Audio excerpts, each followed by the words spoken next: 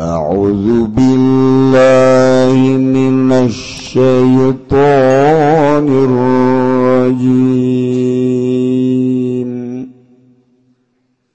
Bismillahirrahmanirrahim. Allah nurunkeun wahyu ka Kangjeng Nabi dina pelebah masalah ngaharamkeun minuman nungtut. Mimiti ayat anu nyederhanakeun, kadua rada keras, katilu keras, kaopat patok geus teu meunang diganggu gugat. Ayat anu terakhir ieu ayat anu geus teu bisa diganggu gugat kana haramna arak, haramna judi, haramna kitu turah taroh azlab, termasuk anu sob patung-patung arca-arca geus teu bisa diganggu gurat-gurat, diganggu teu bisa diganggu deui patok gurat batu, haram mutlak. Nu mentak Gusti Allah ngajelaskeun make bahasa anu indah, cek ahli bilagah geus kateropong ku gaya bahasa-bahasana ge. Artina make kalimat-kalimat anu sangat mengarah karena haram secara mutlak tentang minuman jeung judi. Hiji Gusti Allah teh make ayat innama mimitina teh, ya Allah eta teh maedahkeun kana hasr. Ya ayyuhalladzina amanu innamal khamru wal maisir tamaka innama wa adawatul qasri illa innama atfun wa taqdimun kama taqaddama. Ulah sambarangan mun make innama.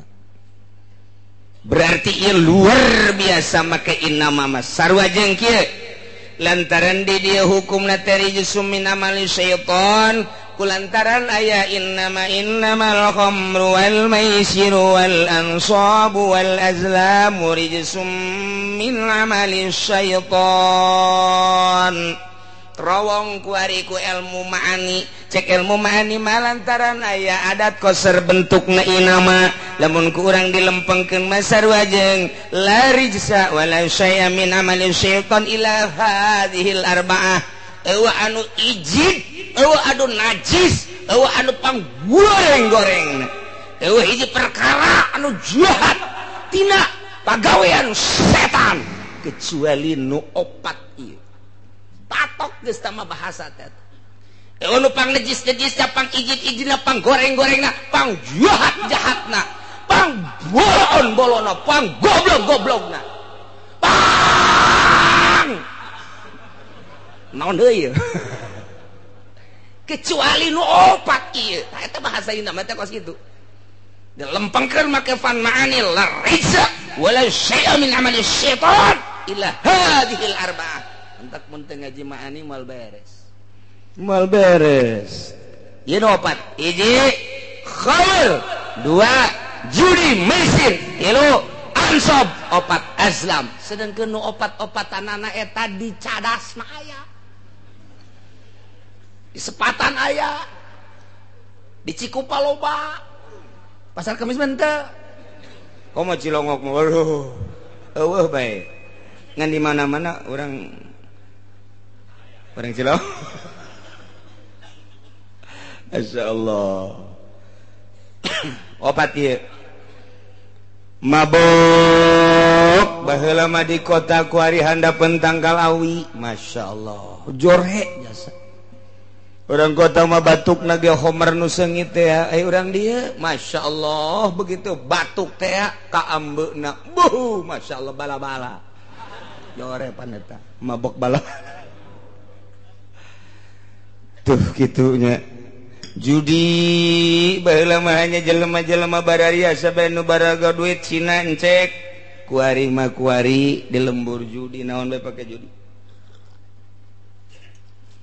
patung arca jeung sajabana kitu keneh azlam wah masyaallah mantap kurang minta ka Gusti Allah mudah-mudahan urang kabehan dibere bersih tina panyakit nu opat ieu dibere embung ngalakonan nu opat ieu samping urang oge anak urang mudah-mudahan dibere salamet tina panyakit nu opat ieu incu urang turunan urang mudah-mudahan mun tayang ka Gusti bere salamet ku Gusti Allah tina panyakit nu opat ieu tetangga-tetangga urang nu geus makeun bae mudah-mudahan kuari mah dibere salamet dibere cager tina panyakit nu opat ieu lantaran ieu mah mengarah kana neraka naudzubillah min hiji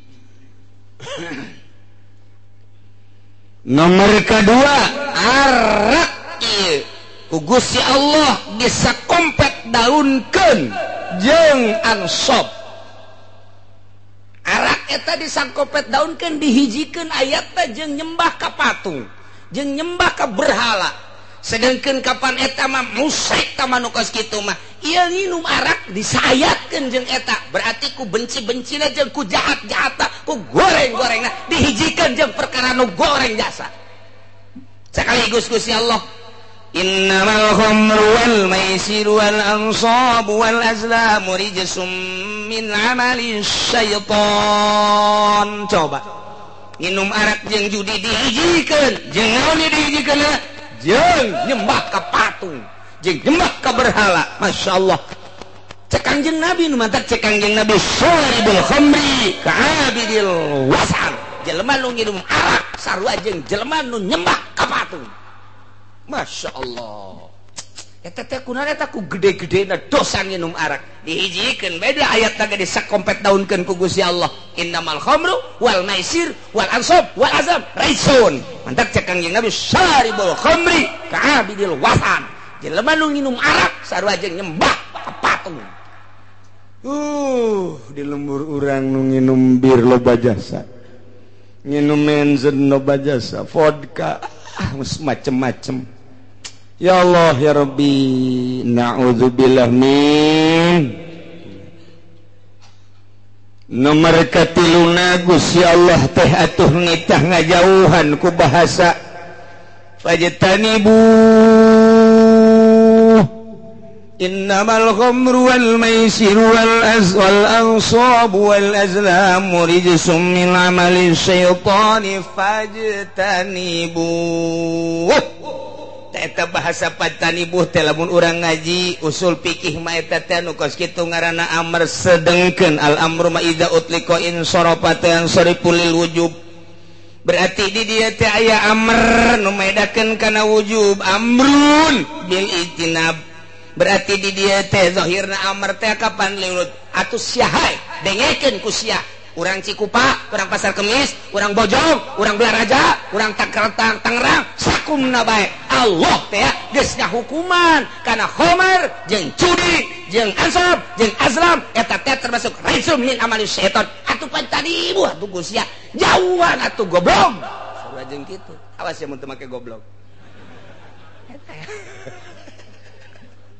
eta eta pantadibu amr wajib sia ngajauhan namun dibongkar satu kalimat encan ieu teh cara Imam Syafi'i dek ngabongkar hukum teh kitu heula preteli disebutna mufradat geus puguh make ilmu sorof geus puguh make ilmu nahwu kuari ku urang di mufradat make ilmu ma'ani ilmu bayan mufradat teh pretel ke mantekan ke timbul be hukum haram padahal di dina Al-Qur'an mah wa yahrumul khamru jawab wa yahrumul maisir ima bahasana innamal khamru wal maisiru wal ansabu wal azlamu rijsum min amalis syaitan bahasana indah luar biasa pajtanibu jauhan atuh kumaneh kadina ditambahan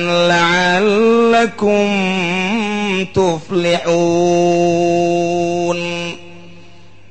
manawa anjeun ai hayang mah anjeun teangan ku anjeun kebahagiaan berarti ngajauhan tina arak jeung judi bakal nimbulkeun falah. Lamun maneh ngajauhan mabok, maneh ngajauhan judi, maka bakal didinya aya kebahagiaan. Dibalikeun ku urang, lamun ja'lul ijtinab minal falah atu wa idza kanal itimad falah wa idza kanal itinabu falahan atu kanal irtikabu khaibatan. Di mana ngajauhan minuman, ngajauhan judi bakal ngajadikeun kebahagiaan dunia jeung akhirat, atuh berarti mun ngalakonan bakal jadi kabahayaan di dunia wal gara-gara mabok pisah jeung indungna, gara-gara mabok pisah jeung bapana jadi carekan bae, ditundung ku bapana si adik mabok bae mabur lain anak aing sia mah anak jurig meureun. Mun si anak jurig atuh aing ge jurig meureun. Ibut indung jeung bapak jeung pamajikan ku ari ku majikan aja ku kalamun bae dicarekan ku abah lah dasarna ge mabok malulu indit lah geus di ditu gas wari mah mana si bae di dieu kawin dia geus papisah mah di laku kawin deui keur henteu ge lah daripada boga salaki kos kitu daya ku pamajikan indit eta gara-gara mabok rugi dunia jeung akhirat.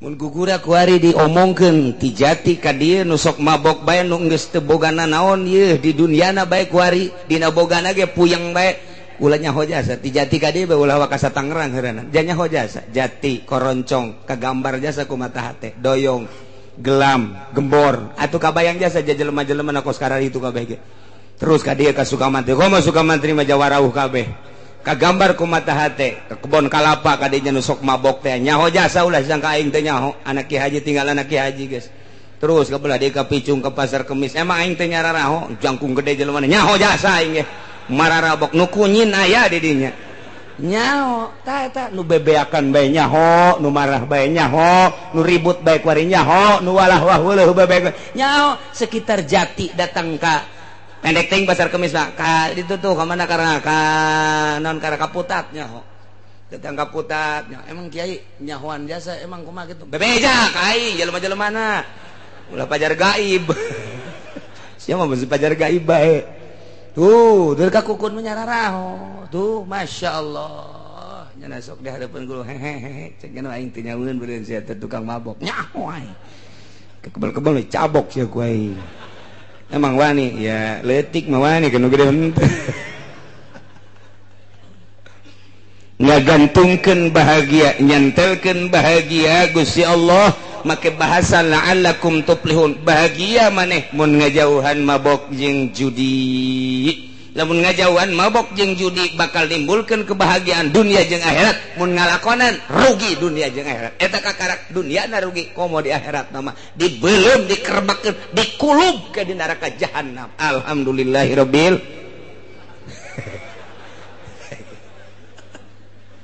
hidat alhamdulillah ja kulubeun tah mah atuh bodoh lah magus ya Allah bae tah tapi tetap orang doakeun lantaran kadang-kadang nu babok jeung nu judi teh kapan terjadi di dulur urang terjadi di kawauh urang terjadi di tetangga urang meureun sedih amat mun urang ka sorga nyana ka neraka sedih ja urut sagulung sagalang di duniana urang doakeun mudah-mudahan anu mararabok boh anak boh incu boh dulur boh tetangga boh kawauh diberi taufik ku Gusti Allah Subhanahu wa taala sehingga manehanana diberi sinar ilahi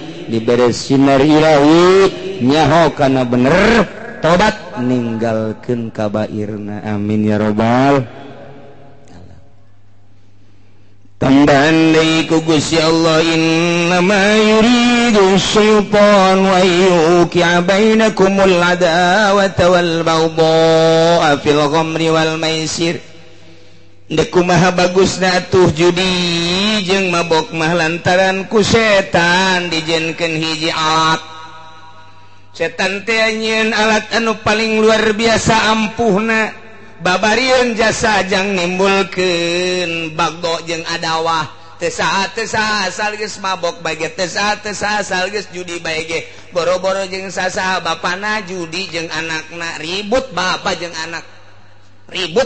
anak gara-gara judi gara-gara mabok ribut anak jeung bapak jeung incur ribut iyalah pagawean jahat luar biasa tambahan deui wa yasuddakum an dzikrillahi wa anis shalah mabok teh Gusti Allah geus ngajelaskeun kana kabahayaanana karusakan anu nimbulkeun di dunia jeung agama di dunia jeung akhirat naon eta teh sakumaha tadi jeung deui ngahalangan tina eling ka Allah jeung tina salat mana aya jelema nu babok jeung nuju di haju salat dina salat teh hayang kadeuleu doang moal kuateun nya salat eueuh batur mah cenah geus jadi ki haji tinggal ki haji tetep bae asal mabok jeung judi moal daekeun zikir ka Gusti Allah moal daekeun salat ka jeung kukumaha ge sebab hijab antara dirina jeung Gusti Allah Subhanahu wa ta'ala. Nah terakhir wa ati'ullaha wa ati'ur rasul wahai mukminin sing narurut maraneh kabeh ka Gusti Allah Allah tegas ngainstruksikeun tadi titah ngajauhan mabok jeung judi titah ngajauhan ku Gusti Allah teh kana patung jeung azlam adu nasib teh ku Gusti Allah diinstruksikeun melalui wahyu ka Kangjeng Nabi urang Kangjeng Nabi Muhammad sallallahu alaihi wasallam sok Muhammad Rasul aing nyampaikeun ka sia intina titah nurut ka aing cak Allah wa atiullah wa atiur rasul tuturkeun rasul lantaran rasul mah ucapanana lain nang di dirina la yantiku anil hawa in huwa illa wahyun yuha moal nyarita haram kecuali parentah aing moal nyarita wajib kecuali parentah aing moal nyaritakeun sunah kecuali parentahan aing dek nyampaikeun ka sia teh lantarannya ka sia ngan hese aing teh nyampaikeunana melalui sasaha ge kecuali melalui rasul diutus ku aing seorang rasul Muhammad ngaranna tuturkeun ku maneh anuti ku maneh perintah Allah awas terutama dina mabok jeung judi jeung patung jeung azlam nu opat tadi na ieu mah dijelaskeun wahdaru cek Gusti Allah hati-hati nurut maneh ka Gusti Allah nurut maneh ka parentahan Rasul Allah tapi wahdaru awas hati-hati kumaha hati-hatiana lamun maneh nurut salamet mun maneh teu nurut bahaya wa in tawallaitum maka lamun maneh mengo mun maneh ngabalieur lamun maneh teu nuturkeun ka perintah Allah teu nuturkeun teu ngajeding kana ucapan Kangjeng Rasul perintah-perintah Kangjeng Rasul ku maneh teh dihirup fa'lam kanyahokeun ku anjeun annama ala rasulinal balagul mubin Rasul mati kasangkut paut deui nyana mah ngan sakadar nyampaikeun doang maneh nurut salamet maneh teu nurut bahaya Rasul mati aya naon-naon teu aya gantar kakaitan teu aya hubungan nyana mah ngan sakadar dibere kanyaah bae ka umat nyampaikeun ti aing andai kata Rasul teh nitah ulah mabok maneh nurut salamet andai kata Rasul nitah ulah mabok maneh teu nurut ih atuh Rasul mah teu kasangkut paut lantaran Rasul mangan sakadar annama ala rasulinal balagul mubin ngan sakadar nyampaikeun Rasulna parantos teu aya tilar di dunia mah disampaikeun ku para sahabat ayat ieu sahabat geus teu aya sampaikeun ku tabi'in geus teu aya disampaikeun ku asbat tabi'in tahun 2011 penyampai lidah Kangjeng Nabi di Jakarta loba keneh di Pandeglang loba keneh di Serang Pandeglang di Serang loba keneh saantero dunia nu nyambung lidah ayat ieu loba keneh ngan hanjakal teh kumaha hanjakalna ieu pemerintahna Pemerintah teh dirina artinya nu marentahna ieu adalah bener-bener henteu mengamati ayat ieu. Sehingga nyana teh ngajual ayat. Kumaha ngajual ayat teh? Ai dina zahirna mah ngalarang nyana titah mabok di panggung sapeting bisa 2-3 panggung horeng jero nama ojol ayat eta teh jang meuli meo. Moal teurak kajen ku kumaha ge. Aya jelema nu mabok didakwahan ku kiai model kos kitu, teuk ceuli datang ka teurak we. Moal teurak. Naon sababna? Lantaran ojol tah mah ojol ayat. Nyana ngaluarkeun ayat susuganan, mancing, lain mancing supaya menang hidayah, tapi nyana mah mancing supaya dapurna ngebul. Mal beres. Nu mantak lantaran ojol, deuleukeun geus maotna. Deuleukeun cek Imam Ghazali deulekeun geus maotna we trek we kiai nu sok dakwah maot misalnya ieu maot aya eueuh nu zarah umat ka dinya ternyata eueuh apakah teu wauheun wauh apakah teu akrab kunaon embung jarah pan nya baheula dakwah abdi dakwah lagi dibayar ieu gua ojol teh nya nama dakwah eueuh karasa tapi lamun nyana tilok ojol ku dunya maot Masya Allah nyana pernah datang ka imah aing nasehatan dibere tapi teu maksudna nyana teu maksudna angan kos kitu cek pemuda teh Masya Allah keur aya nyana mah urang teh ku sasalaman ge kana nasehatan ku neuleuna ge kana nasehatan komo lamun geus ngajina kana nasehatan emang teu maksud ojol jeung dunia geus maotna jelema datang ka makomna hadiah ka makomna ziarah ka makomna deuleukeun geus maotna mun biasana ojol jeung dunia pek bae eureun moal aya nu inget teh eta teh rahasia anu luar biasa maksudna Imam Ghazali deuk garitakeun keikhlasan jelema deuleu geus maotna bae nu mantak urang zararah katua ka naon kitu ngaranna ka Maulana Hasanuddin ahli ikhlas urang ngajarahan ka Maulana Yusuf ahli ikhlas urang ngajarahan deui kitu ka mana kana jadi ka Kiai Asnawi ahli ikhlas asal ahli ikhlas jelema ku Allah digiring-giring ditaku saha eta zarah aya nu ngagiring-giring eueuh di lembur urang aya jawara paeh hayang urang jarah ka dinya atuh henteu pancena sok nganasehatan kitu nya mah marah aya kiai maot teh henteu dijarahan ku muridna acan muridna ge santrina ge teu jarah-jarah acan sangheuk bawatna teu bisa dibobodo nurani mah kunaon eta baheulana jago mah ngajago ngajina hebat mah hebat ngajina cuman ojol jeung dunia lamun ditanya kunaon sih teu daek jarah henteu lah kunaon emang pan ngadidik sia atuh ngadidik ge bae laing sok dipentaan asal aya anu ngaji bae tah murid aing sing ade eta hancengan aing teh sing ade nu nanya masalah baik jadi murid oleh kaum mana tuh sekali nanya sejutanya nyen pondok menta nyen majelis menta ojol teten kos kitu ngaran mal beres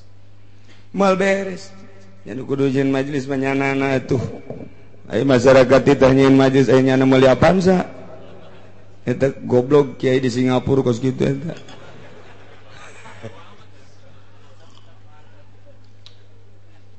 ieu mah keur carita masalah ikhlas cek Imam Ghazali sampaikeun geura ayat bakal ngerenyed geura jelema mun nu nyampeikeunna nu marentahna ieu adalah teu ojol jeung dunia sok wahai para pemuda nyaahan diri maneh jam moal ngora bae jeung sing hade isuk pageto teh anjeun bakal maot sedengkeun maot teu kolot teu ngora eureunan geura ge mabok ku sakitu bae nyanana teu boga pikiran hayang dibayar dakwahna aya bae 2-3 mah nu eureun sanajan nu maju aya 10 sanajan unggal penting dakwah menasional tapi di benak hatena nyana teh lain eta nu dimaksudna maksudna mah dek numpuk-numpuk harta ieu mah tinggal maksud lain dibere jeung teu dibere lain boga jeung teu boga tapi maksudna sing ada singkah arti meunang nyokot ti mana eta Imam Ghazali meunang nyokot tina innamal a'malu binniyat jelema mah kumaha niatna jelema ngariung teu niatna naon niatna teh deuk tahlilan Nek syiar kemudian diberi berkatna satrek. Oh masalah. Teka bawa teka jingjing gunya ada satrek berkatna. Atuh loba jasa. Oh masalah tetep bae syiar mah. Kuari mah jelema dek ngariung tapi itu dimaksud berkatna, berkat mending mun satrek pugu cau. Cau deh mending mun cau nu beureuh mah cau hansip. Rugi. Emang cau hansip aya. Eta kos kitu tah. Beda niat sih ada niat. Mantep ke niat eta sok di naon karang-karana sok dibahas-bahas bae ku kiai. Balikan deui supaya jelas niat. Urang tipeting dek niat hudang lah aing dek tahajud kasubuhan eta urang geus boga nilai tahajud geus boga pan nilai tahajud masyaallah eta niat jadi kadang-kadang niat eta bakal ngabentuk di akhirat sanajan teu dipigawe niatul mukmin khairun min amali mantak ngaji niatna deleukeun ke kadang-kadang beda ieu sorana beda sora lamun niatna ikhlas mah beda nyelecep ka jero hatena teh rindu ka jero hatena ngeunaheun ka jero hatena teh eta teh bakat tingku ikhlas di jerona ikhlas teh naon teh lain diomong ikhlas mah teu hayang urusan dunia hayang kalem teh hayang dimulai diagung-agung teh deuk nyampaikeun ayat ieu mah supaya manusia bentak mata hatena itu maksud yang dibayar kebenaran diagung-agung aja dibayar dibere itu tapi urusan batur asal dirina nah iyalah nu hese teh berangkat awalna begitu ngalengkati mah dek naon maksudna dakwah dek naon maksudna ayeuna ieu mah dek dakwah bae ayo ngan eta teh sok ngomong-ngomong sabaraha jam ieu nya setengah jam bos setengah jam lamun naik kareta mah sedang ka mana ieu oh bayaranna ge gede cabok ya kos gitu mah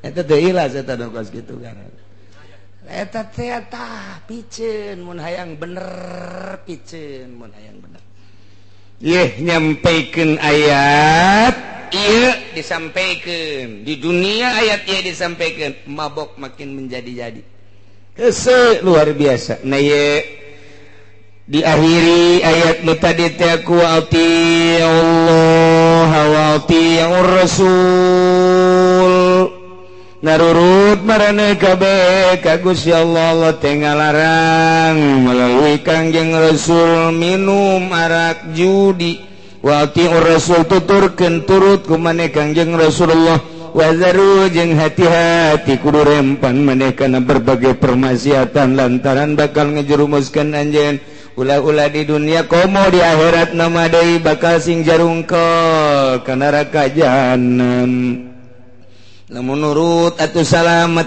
lamun ngabalieur mengo fa in tawallaitu mani taat mun mane ngabalieur tina taat rasul mah rasul bae tapi teu didenge kiai mah kiai bae tapi teu didenge fa'lamu awas aya rambu-rambu tuh hubungan naon Kangjeng Rasul mana ma'ala rasulinal balagul mubin Kangjeng Rasul mah hanya sekedar nyampaikeun doang atuh ari katarima salamet namun teu katarima atuh bahaya lantaran fajazaukum alaina cek Gusti Allah adapun babales aranjeun kabeh mah eta adalah tanggung jawab kula nurut maneh kukula bakal disalametkeun ka surga teh nurut maneh kukula dijangjian kukula teh bakal dikanarakakeun sakitu bae Rasul mah teu aya patula-patalina naon kitu kene kiai ngalarang niat mah sakadar dakwah bener-bener lillahi taala aju jelemana teh daek narurut ka kiai ih atuh annama ala rasulinal balagul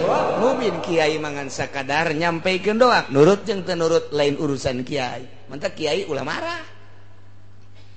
marah lamun dakwah teh aju teu narurut marah kieu goblok sia teu nurut ka aing deuk nurut ka aing deuk nurut ka saha sia tolol sia goblok sia eta kiai moal beres sama kos kitu moal beres atuh ieu keur nyampaikeun bae haram riba haram ngredit haram praktek isuk-isuk datang Assalamualaikum enon ya ampura kiai kunaon aduh doakan kula bulan kemarin itu bisa bayar kreditan karep mudah-mudahan boga cek hate aing kamari aing nyampaikeun haram kuari minta doa ka aing ieu aing teh sieun nu kabalinger sebenarnya Deres kene eta mah deres kene eta kos kitu deres kene deres anu kieu Waalaikum ceurik oh nyabi kang di mana di mana oh udah deket cenah di dinya enak aduh cenah daripada ditarik deui ku dealer mau nginjem duit jah iya aduh boga salah kita henteu si budak mun teu onam artina itu depan Masya Allah gula ngajing mengaji baik ke kiai ngadenge bae jadi manginjam duit bae jangan bayar kreditan innalillahi wa inna ilaihi kudu kumaha tah atuh teh kumaha nyampaikeun anak nyampaikeun bae ngan can datang ka hatena can dibere hidayah ku Gusti Allah berarti mahal teh anu ngagulat-gilekeun mah anu ngaleungitkeun hijab mah lain kiai lain wali lain Kangjeng Rasul nu mere hidayah mah Gusti Allah Subhanahu wa taala. Masya Allah. Timbul pertanyaan-pertanyaan para sahabat. Urang mah alhamdulillah cek para sahabat teh kazamanan karena ayat innamal khamru wal maisir sehingga orang sadar nu tadina osok mabok eureun tadina sok judi eureun tadina nyembah ka patung areureun tadina dunus nasib ngundi nasib baju areureun ku ari mah kulantaran urang nyaho kana haramna ngan ieu we ayeuna mah fakaifa bi ikhwanina alladzina matu wa hum yashrabunal khamra wa yakuluna malal maisir aya eta dulur urang tetangga urang nu kamari ieu mararabok kamari ieu jararu diaju ku ari parae eta kumaha kamari ieu meme diharamkeun nyana mabok aju paeh nyana judi duitna pake dahar dirina pamajikan jeung anak paeh eta kumaha nya ai urang mah kuari geus areureun ieu geus jaho ieu kana haramna ai eta bapa urang emang urang uwa urang kawau urang anu baheulana mararabok paeh kumaha eta iman mah iman ka Gusti Allah tapi can turun ayat saklek haramna arak nyana kaburu paeh kumaha nya eta jol be ayat ieu laisa 'alal ladzina amanu wa 'amilus solihati junahun fima ta'imu idza mattaqaw wa amanu wa 'amilus solihati thumma ittaqaw wa amanu thumma ittaqaw wa ahsanu wallahu yuhibbul muhsinin.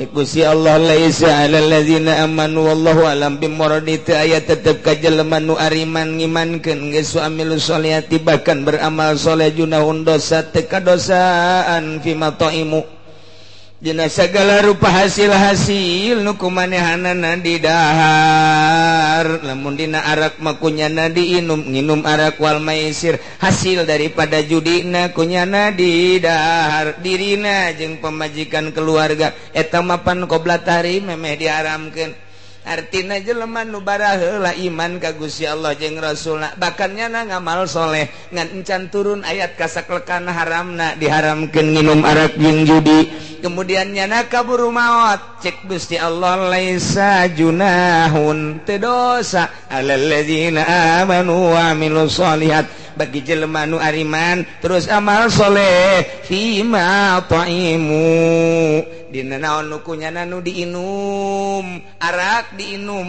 hasil judi kunyana di dahar asal idza mattaqaw wa amanu wa amilus solihat di mana aranjeuna takwa di mana aranjeuna iman di mana aranjeuna beramal soleh asal iman takwa beramal soleh masalah lantarannya nama maut memeh diharamkeun secara mutlak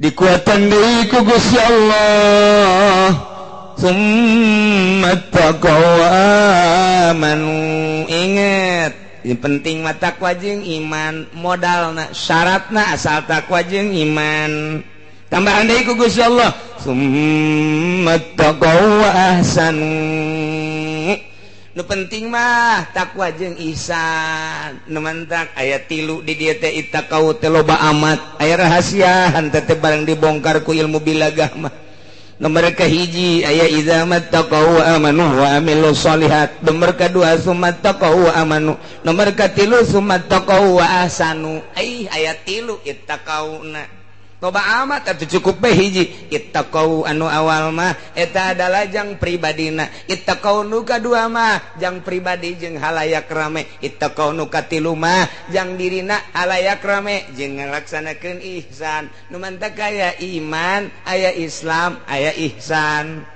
aya syariat aya tarekat aya hakikat selalu kitu bae dina Al-Qur'an teh nu mantak di dieu ge aya 3 ittaqauna ittaqau nu pertama ittaqau iman ittaqau nu kadua ittaqau Islam ittaqau anu katilu ittaqau ihsan nu mantak ittaqau nu pertama ittaqau syariat ittaqau nu kadua ittaqau tarekat ittaqau nu katilu ittaqau hakikat mantak ge ieu aya ihsan terakhir mah ihsan hakikat ye summa taqau wasanu ngan kabelah dieuna istimewa Gusti Allah wallahu yuhibbul muhsinin Allahumma mika cinta jeung mika resepna teh ka jelema anu nyieun ihsan berarti anu ittaqau binafsihi masa kadar takwa jeung iman jang dirina masih diproses engke di akhiratna nomor kadua ittaqau anu kadua jang bigoirihi jang bisa merean ka batur nyaritakeun ka batur tapi dirina mancan ihsan masih diproses ku Gusti Allah anu henteu diproses mah anu meunang mika dikit cinta Allah ia adalah jelema anu ittaqa amal soleh iman termasuk ihsan ialah wallahu yuhibbul muhsinin nu kumaha ihsan ihsan anta budak Allah kana katarahu wa ilam takun tarahu kanahu yaraka maneh ibadah ka Allah seakan-akan neuleuh ka Gusti Allah mun can bisa seakan-akan dideleukeun ku Gusti Allah berarti teu pernah bae aya mimpar-mimpar urusan dunia teu ojol nyampaikeun Qur'anna teu ojol nyampaikeun ayatna teu ojol nyampaikeun hadisna jeung urusan keagungan kemuliaan jeung teu ojol kana urusan dunia ihsan sieun ka Gusti Allah bahkan mun dibere duit geus sieun nya mah Waalaikumsalam ti mana ye ti atut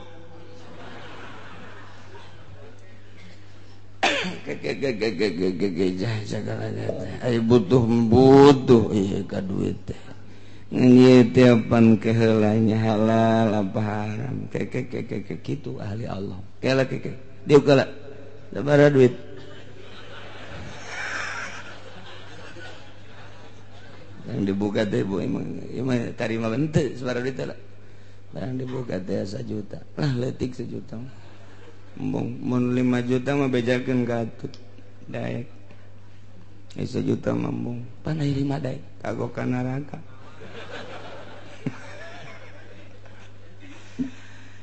aduh neangan daftaran we cenah daftaran eta naon kadang-kadang KTP maksudna dek di umroh-umrohkeun ieu umroh jadi ganjaran apa henteu kunaon teu berpikir masya Allah ieu ayat lain lalagaan Gusti Allah cukup bae teh make ittaqauna hiji bae cek ahli bilagah mun hiji ge cukup tapi make ayat 3 ieu teh lain lalawara ya Allah ya Rabbi maka idza mattaqaw wa amanu wa amilus solihat hiji mereka 2 summattaqaw wa amanu 2 mereka 3 summattaqaw wa ahsanu masya Allah 3 ittaqauna ge hati-hati sing rempan maneh awas hati-hati kana berbagai paharaman jeung permaksiatan imankeun ku anjeun beramal anjeun kana amal anu soleh hiji berarti syariat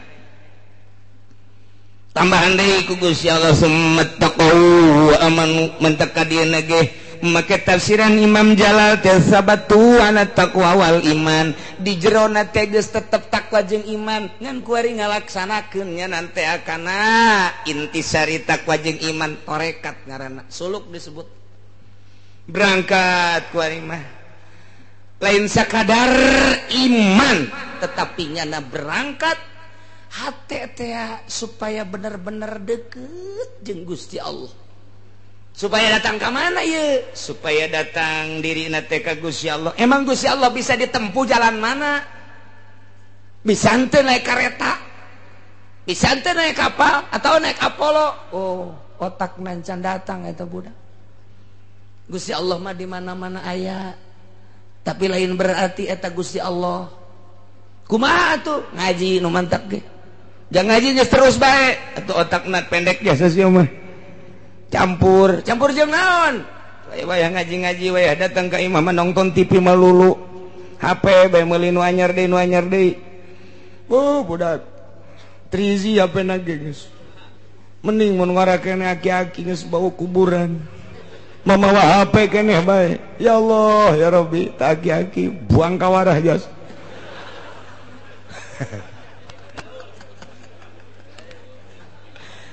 Itu para rantes aki-aki bawa HP Gusti ya Allah nu aku. Ieu pasti aing dipake ka greget ieu ku Amerika. Naon sebabna? Perusahaannya napaan? Waduh bahaya ieu cenah kiai ngalarang meuli HP. Waduh, aing nyeunan HP kunyana dilarang. Aing mah ngalarang doang ieu meka. Ya tetep kiai ajeuna ge meuli bae. Ngan ngomong bae heulanan ieu mah. Lamun dek bener-bener nyana make ittaqau nu kadua tenden HP selamat berpisah. Aku mendengar pengajian dari kiai, ternyata engkau harus pisah. Dengan berat hati aku terpisah denganmu, tetapi demi menuju Gusti waduh engkau akan aku tinggalkan. Tapi ai dijual mau moal si HP besi aing hayang deui setengah hate teh jelema teh. Setengah hati kudu nalan pican plus meuli deui.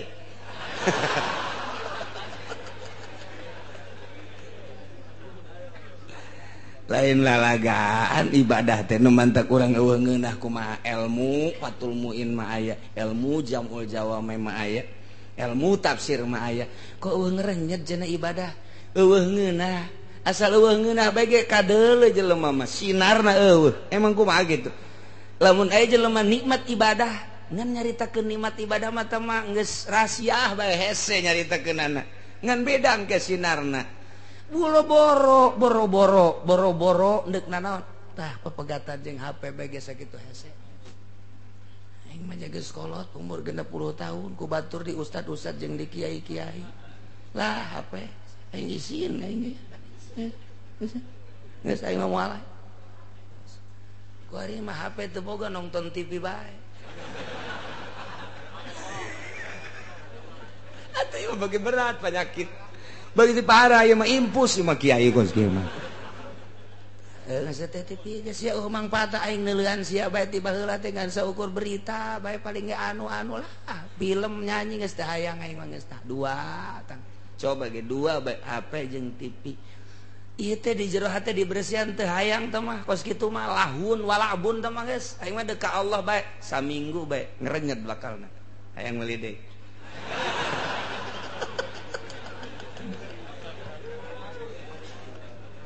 Aduh, menang saminggu dari cokot deui HP. Tidak kuat aku berpisah denganmu. Jaringanku kurang sehingga undangan ngeriung kok enggak ada. Yang biasanya kayak ondo sama kos gitu. Itu bisa pepegatan. Dek menuju ke Allah kudu aya anu ditinggalkeun, kadanan ninggalkeun dunia secara total. Keheureuyan nu kitu bae heulangan. Lah cenah disebut ortodok, geun bae disebut ortodok ge tereh paeh ieu. Daripada disebut modern haju paeh, modern kabawa ka ditu hanas ibadah teu ngeunah. Pikir tak ku otak. Ya Allah ya Rabbi. Ye ndek naon ye? Ieu mah keur carita summat taqwa amanu tingkatan kedua. Tingkatan kahiji mah eta tadi engke aya proses keneh bae. Allah teh ieu tilu teh aya rahasiaan. Ngan saeutik bae dijelaskeun ku Imam Jalal teh. Coba deuleu tafsiran di kitab-kitab lain tentang ayat ieu. Masya Allah teu sembarangan Allah nenden tilu takror teh. Tapi takrorna teh takror teh budak balik. Takau deui. Mun eueuh rahasiaan moal dipuat di dieu. Tah tingkatan kahiji mah nu tadi teh ya takwa, iman, tapi tetap nyana masih biasa kena baik, cuman di mulut tidak sampai di hati. Waduh, sedangkan kan dari mata turun ke hati. Sia ngarora keneh mah kitu. Ku hari mah teh geus beres ta eta mah geus tah. Wa summat taqau wa pelaksanaan ieu teh. Duh. Anu kamari teh maharim-maharim dilaksanakeun. Ku hari mah geus menuju ka Gusti Allah lah tah dibere duit ge. Ieu teh saha? Teh anu henteu. Ente mah rada gede, gede dek leutik, ente bae kula. Nu lumayan jeung nambahan meuli apa Avanza. Ente aing ka jeung teu make Avanza naik angkot aing. Geus teu bae, cek aing teu bawa, bawa ka ditu. Sugan hayang ditamban teh hayang. Kecuali atutna kawin jeung aing. Carekadan sakit atuh. Misalna lain ti atut bae sarwati wahidin ge. Ulah. Urang pilih sesuai jeung nurani. Abeh urang di dunia beres, di akhirat henteu dicarekan ku Gusti Allah. Ieu mah jang santri, bejang santri. Anu lain santri mah teu nyaho nu hukum. Jang kiai atuh mimba bi komo. Santri mah pan nyaho, ieu duit nu kos kitu teh beres. Ulah. Peureum manta kunaon? Peureum sakedeung deui 2 bulan deui. Peureum. Iya berem sabelah mata mangintip ngaranna. Aya nu kieu bae cenah aya di ditu. Cenah aing kiai. Ku batur mah aing di ustad. Aya nu pae ngundang ka aing, ngariung ka aing, muludan geus aing kaundang. Tapi ieu aing can diambeun meureun nya. Jen can ti kulon can aya, ti wetan can aya. Aing mah meureun kunya lain pajar jelema kadal meureun. Dek ngeunaheun kumaha ibadah. Ikir carita summat taqau. Panyakit eta teh kos kitu teh. Geus HP panyakit, TV panyakit, jaringan-jaringan panyakit, duit nu teu pararuguh panyakit. Lepaskeun geura eta sok kudang peuting. Usolli Allahu akbar. Maaf, engke bakal kabayang guru ikhlas urang. Bakal Allah mere kos kitu heula. Tek bae kiai anu mah meureun ngeunaheun soal aya engke di jero hate. Allah tambah ikhlas. Eta teh dorongan moral anu ku Gusti Allah ditambahan ka hate urang. Naek urang tek komo wali meureun. Allahu akbar. Lain ngahayal, aya ngahayal mah bahaya. Tak maka ditu Kangjeng Nabi mah di Guha Hiro sorangan meureun ku nikmat-nikmatna teh ibadah. Allahu akbar. Geus ngeunaheun ibadah. Moal bisa lamun aya halang mah Allahu akbar. Kamari 500. Lamun kapanggiri asana 1 juta ya. Iraha ya undangan deui nya. Hayalanna kos kitu beda. Ieu mah kula mah alal haq bae beda ke pemikiran beda. Allahu akbar. HP nu eta kekerbeka. Anu anyar sabaraha duitnya. Buatan Cina sih sabaranya. Cak batur bagus tapi teu rusak. Kajeun lah isuk bae gitu. Moal beres, cak aing moal. Moal komo anu ngahape. Allahu akbar. Ting tong. Saha eta? Iya kana budu aya ting tong. Wah iya kana saya. Urang mah kitu salat. Tek ceuli datang ka ikhlas bae ge. Ieu keur carita urang lalagaan. Beda engke jeung beat mah dina tarekat lain deui doktrin. Ieu mah keur carita dilalagaankeun bae. Pikir ku urang moal bisa kajeun ku kumaha ge. Mantak aya jelema norekat boga HP pabatola torikotuhu. Batal kajeun teh zikir 9.000 ti peuting boga HP batal cak aing batal. Deuleu persyaratanana. Cenah saya kitu wah di tarekat teh batal. Ya mah teu saha-teu cenah nya mah udang-udangna ge gede geus muka sapah. Oh, bohong. Deuleu syarat aya 40 persyaratan. Masyaallah. Lain haram. Haram mah henteu HP mah. TV henteu haram zatiahna, jatuh najis teu naon teh mah kos kitu mah. Tapi bagi nu norekat teu meunang. Henteu meunang badak amun aya kiai hebat sorbana ge ngangsar ka handap. tapi make kene HP geus cuma syariat kene ieu mah bangsa nu pidato hayang duit ieu nu gos ieu mah geus kabaca ieu mah kabaca ieu keur carita nomor kadua summat taqwa aman lain lalagaan nomor katilu mah geus jadi summat taqwa sanu sieun kapaharaman sieun kapermaksiatan khususna nu opat tadi umumna kuliah ing paharaman kemudian manehanana teh geus ngalaksanakeun perjalanan nu tadi teh kuari mah geus asa deukeut jasa jeung Gusti Allah pan urang teh diangkat jadi wali karas mentak dipertanyakeun jelema sih jadi wali karasa apa teh karasa jadi wali teh aya nu henteu ngarasakeun eta keur nutup-nutupan karasa mana karasana asa eueuh dunia teh nu aya ngan Allah doang geus nyana teh engke asa kaduhung hirup nu kamari ieu duh aing eta Imam Ghazali caritakeun kos kitu Imam Ghazali geus diangkat jadi hujatul Islam tapi can jadi wali begitu trek jadi wali eta nu kamari magahan ngaji teh eta mah dosa aing magahan ngaji aing ngarang eta teh dosa aing dosanya kos kitu teh eta ngarasa dosa sebab orang teu ngeunah tama ibadah kos ketika nah ini iya we ibadah nu bener mah iya cekena tuh ya Allah ku ngeunaheun ibadah teh geus teu boga pikiran naon iyalah summat taqwa sanu sedengkeun ka dieuna Gusti Allah wallahu yuhibbul muhsinin lain leutik-leutik ayat ieu teh mantap ge masyaallah hiji ku Gusti Allah dihampura dosa-dosa jelema anu baheula nginum arak hajung ngimankeun jeung amal soleh lantaran nyana nginumna teh meme diharamkeun secara mutlak kakarak aba-aba doang aju kaburu maot kitu keneh nyana barang dahar tina hasil judi eta ge sami bae dihampura lantaran can turun ayat secara mutlak berarti luar biasa Gusti Allah mah ari encan datang ayat mah tetep bae dihampura kos urang ibadah aju teu nyaho dihampura bae mantak ibadah mah makin bodoh makin gampang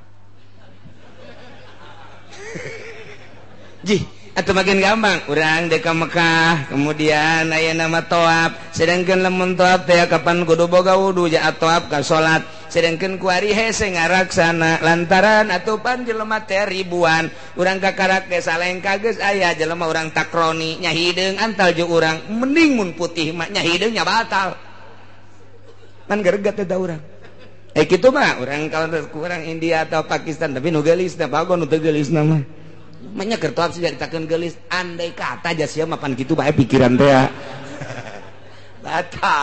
batal kumaha atuh ji atuh taklid ke mazhab Hanafi mantak naon ja mazhab Hanafi mah teu batal mun antel kulit jeung awewe aju taklidna di mana ieu ti wuduna keneh apa ti toapna tergantung jelemana lamun santri ustad kiai taklidna ieu adalah ti wuduna lamun jelema teu mondok kuari ka Mekah titah taklid ti wuduna ge teu bisaeun bingung nya geus begitu wudu sampai engke bae tah dina toapna abdi taklid ka mazhab Hanafi nu cek mazhab Hanafi mah antel kulit awewe jeung lalaki teu batal geus bae wuduna sampai tapi nyana toapna toap make Hanafi jang nu bodoh mah atuh sanajan didedet ke emang bodoh entar cek Kangjeng Nabi al-amila madhabalah nu bodoh mah teu bogaeun madhab sebenarnya mah geus asal salat bae habek geus lah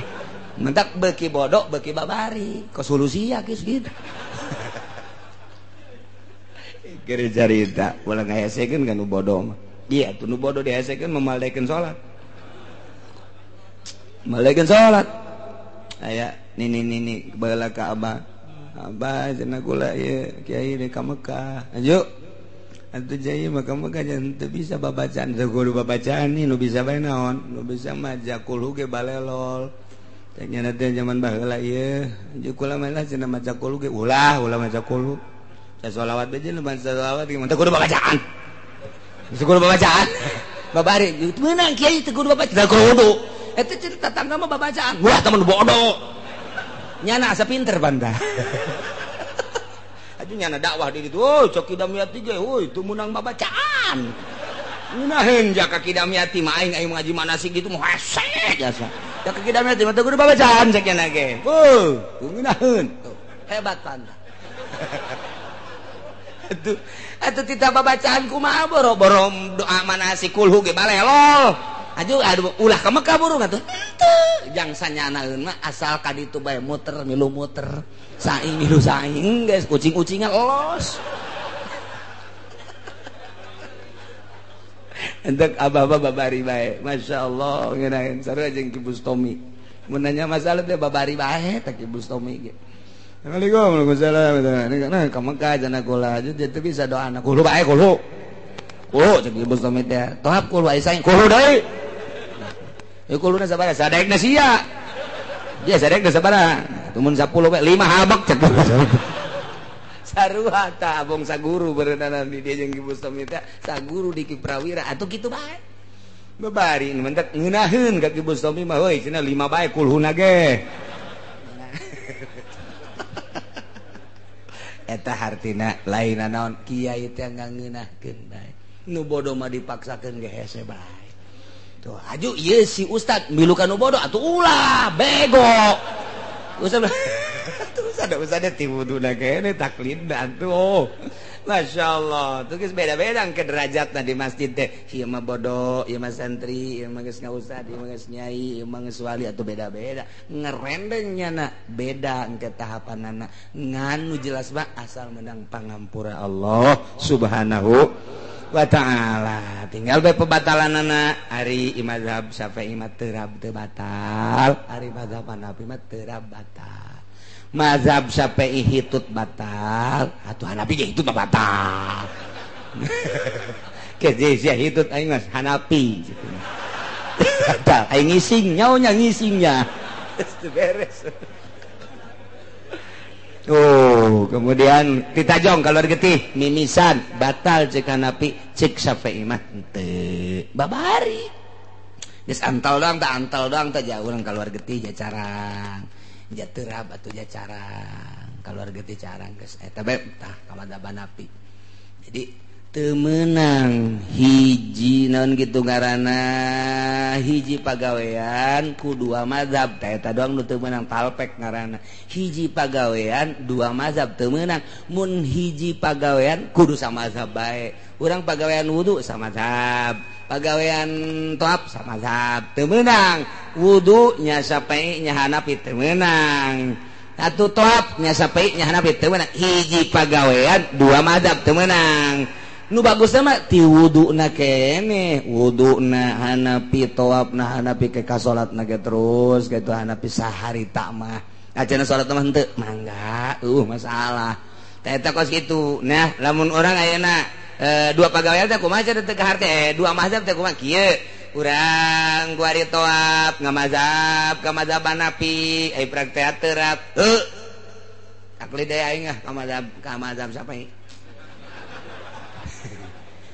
jadi berarti ya mah taklid ba'da kejadian tuh bae ngeunahna lah cek urang lembur mah sabada kejadian taklid okos kieu tadi da urang kudu Syafi'i aju toab bae Syafi'i keneh barang antel antel Hanafi mah henteu taklid harita jadi sabada jadi karak taklid teu naon jang nu bodoh nu mentak beuki bodoh beuki babari ibadah mah nu mentak urangnya hadena bodoh alhamdulillahirabbil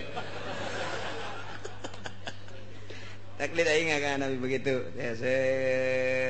geus taklid dia ka Hanafi ye geus taklid dia ka Hanafi ye urang toab antal jeung awewe teu batal ja aing mah Hanafi antal deui teu batal malah mah Noel nya teu batal abong-abong teu batal Noel gelut sia di ditu mulai keur carita doang teu batal terap baca Hanafi batal kan aing ka Syafi'i Syafi'i baca teh batal balik aing ka Syafi'i cenah ge urang taklid sabada kajadian teu naon Syafi'i geus aing lah pokona mah geus Syafi'i tak wari ieu mah keur carita heulanan keur carita antal je jeung Hanafi jeung awewe Hanafi ieu mah budak batal-batalna batal-batal modar bereuni mah keur carita talpek hiji pagawean teu meunang dua mazhab mun geus samazhab samazhab bae ketika nyana di mazhab eta batal atuh geus bubar Masya Allah wallahu yuhibbul muhsinin. Mudah-mudahan orang kabehan diraksa ku Gusti Allah, diberi daek takwa ku Gusti Allah, diberi sabar ku Gusti Allah, diberi ihsan ku Gusti Allah, sehingga orang bisa benar-benar ibadah ka Gusti Allah hingga akhir hayat orang husnul khotimah, bisa ngucapkan kalimat thayyibah di akhirat aya di bawah bendera Kangjeng Nabi urang Kangjeng Nabi Muhammad sallallahu alaihi wasallam. Wallahu a'lam.